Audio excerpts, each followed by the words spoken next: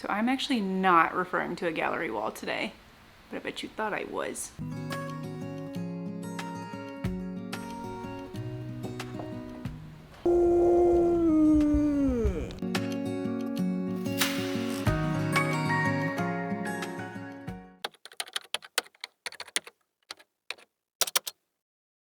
Hello and welcome! If you're new here, my name is Morgan from Olive Branch Cottage. If you're not new, that's still my name. And let's talk decorating big empty walls. It can be super awkward and also super expensive depending on what you want to put there. So what I did is before I ever even started decorating the wall at all, I came up with a list of 3 non-negotiables, or like 3 boxes to check that were things I had to have. Put the list right here.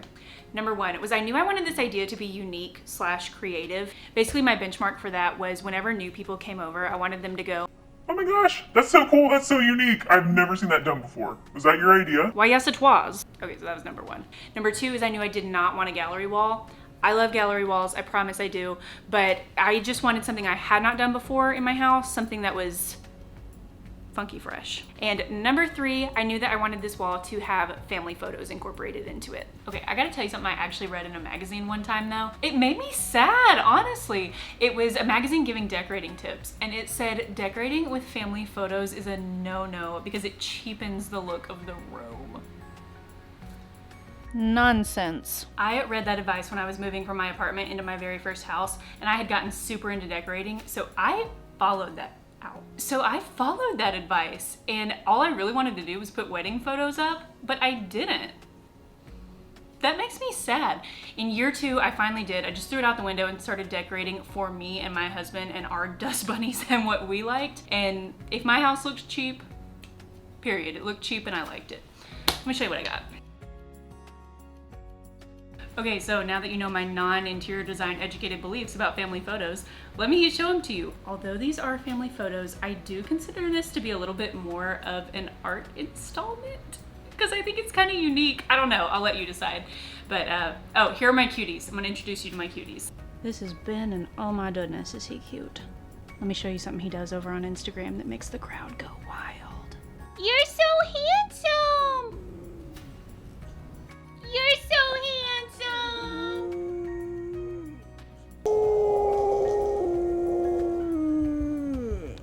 This is Millie girl. And there's Graham.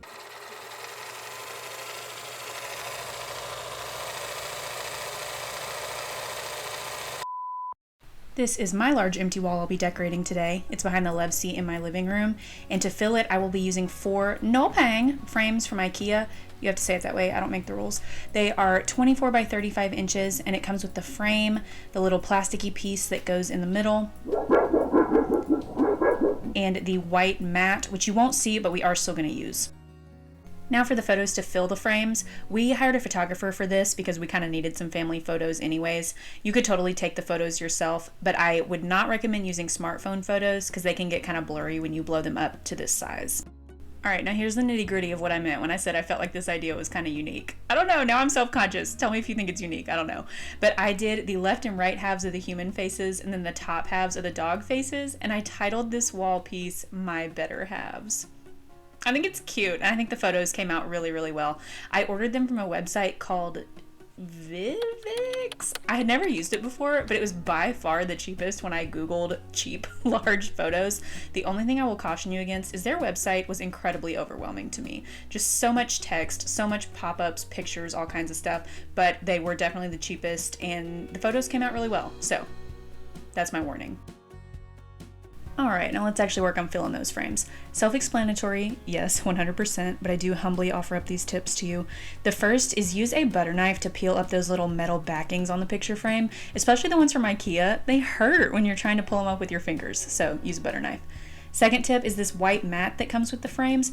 I would not throw that away because my photos were kind of just flopping around in the frame until I realized, oh, well, this frame was made to have the white mat in there. So let me put it behind my photo and it'll kind of keep everything in place.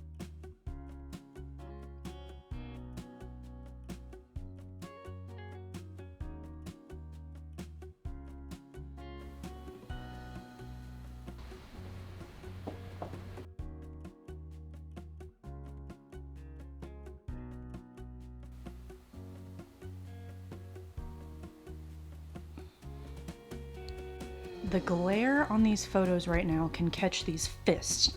Okay, I'm going to just leave you with this photo since I was able to edit the glare out. I hope that you enjoyed seeing how I decorated my large wall with my better halves. I would love to see your better halves if you do this project. Tag me in it, email it to me, whatever you want to do. And I will see you in the next video. I hope.